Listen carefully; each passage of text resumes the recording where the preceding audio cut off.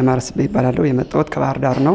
ባህላዊ የዶሮ አተራረድን ወደ ዘመናዊ ኢንዱስትሪ የሚቀይረውን ጣና ፕሪሚየም የዶሮ እርባታና ማቀነባበሪያ ማዕከል እሱን ስለማስተዋወቅ ነው የመጣሁት። ከዚህ ውድድር የምጠብቀው በዚህ ውድድር አሸናፊ ሁኜ ያለቀለት የተዘጋጀ በቫኪዩም ማሽጊያ የታሸገ ዶሮዎችን ለማህበረሰቡ ተደራሽ እናደርጋለን።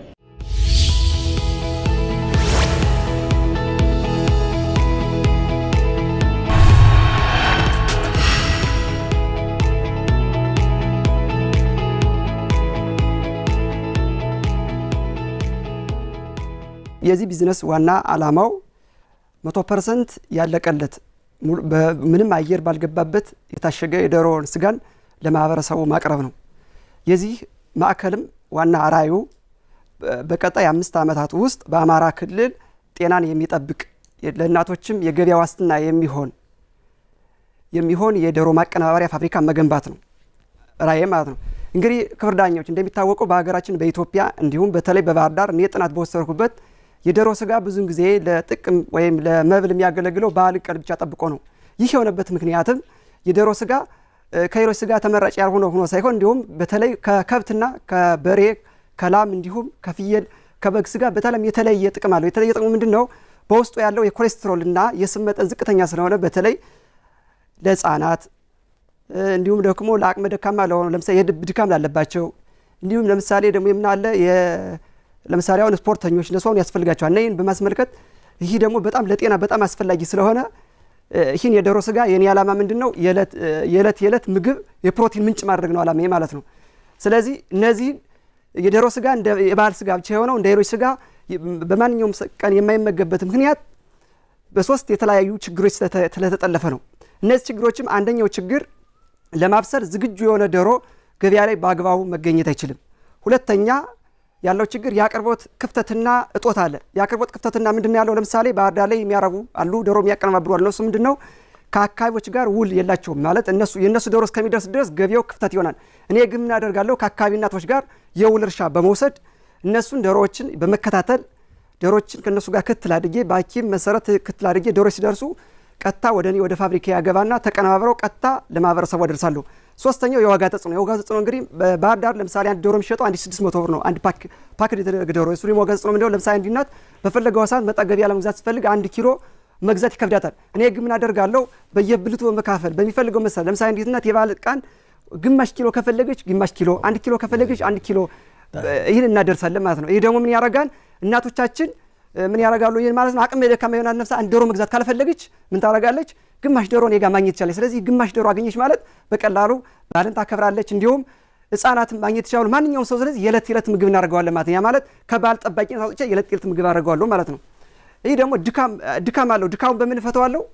ድካሙ እንግዲህ ምንድነው? እናቶች ይሄን ለማዘጋጅ ድካም ይጠይቃል። 3 ሰዓት ቢያንስ ይፈጃል ለማዘጋጅ። እኔ ግን ምን አደርጋለሁ? አቀናብሬ ስለማቀርብላችሁ በቀላሉ ይገዙኛ ማለት ነው።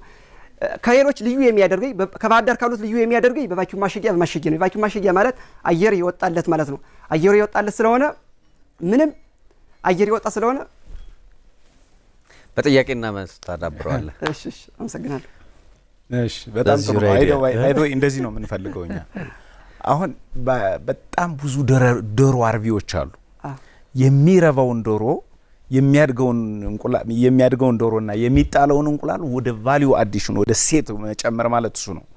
ይሄ ኬንያ አካባቢ ልክኛ ቺፕስ እንደምንበላው ዶሮ በአንድ አራተኛ ባንድ በግማሽ ነው የሚሸጠው። ይሄ በጣም ኢኖቬቲቭ አይዲያ የሚባለው እንደዚህ ነው። ግን ካፒታል ስንት እንደምትፈልግ አላወቁ። ሁለተኛው ኮንትራክት ፋርሚንግ ነው ሞዴልህ አይደል?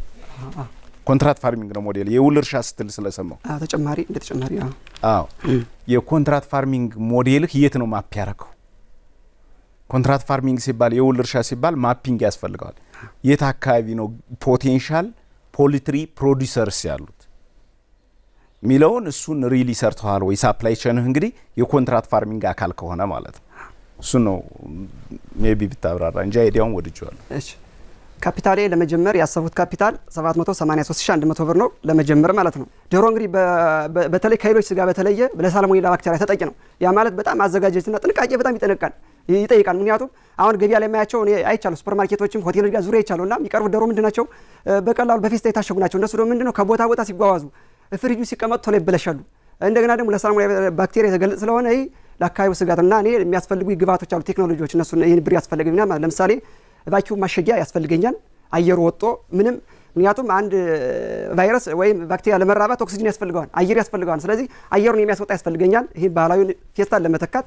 እንዲሁም ከፌስታሉ ላይ ደግሞ የራሳቸው የተመረተበት ቀን ኤክስፓየርድ የሚሆንበት ቀን ይለጠፋሉ፣ አድራሻችን ይለጠፋሉ። ምክንያቱም ታማኝነትና ግልጽነት እንዲኖረው ማለት ነው። ምክንያቱም አንድ ሰው ቢታምም ወይም ቢል እኛ ኃላፊነት መውሰድ የምንችል መሆኑ። በልተህ ታውቃለህ?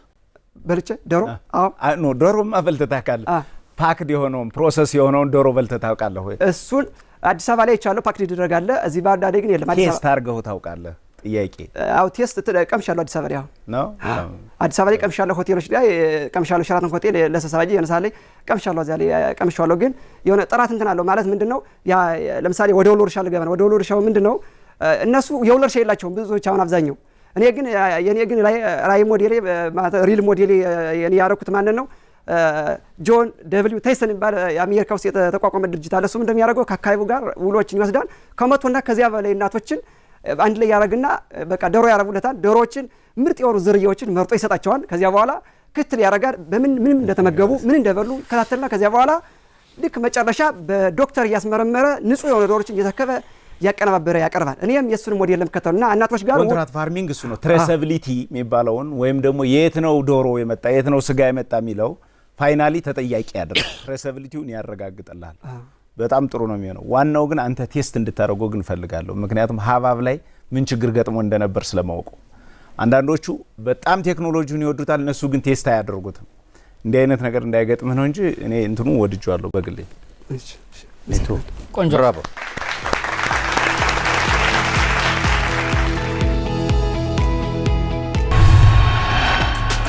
ውድድሩ በጣም ደስ ነበር የሚለው ዳኞች በተለይ ፈገግታቸው ደስ ነው የሚለኝ እና ቅድም አሸንፋለሁ ብዬ ነበርና አሁንም እንደማሸንፍ እርግጠኛ ሆኛለሁ ማለት ነው።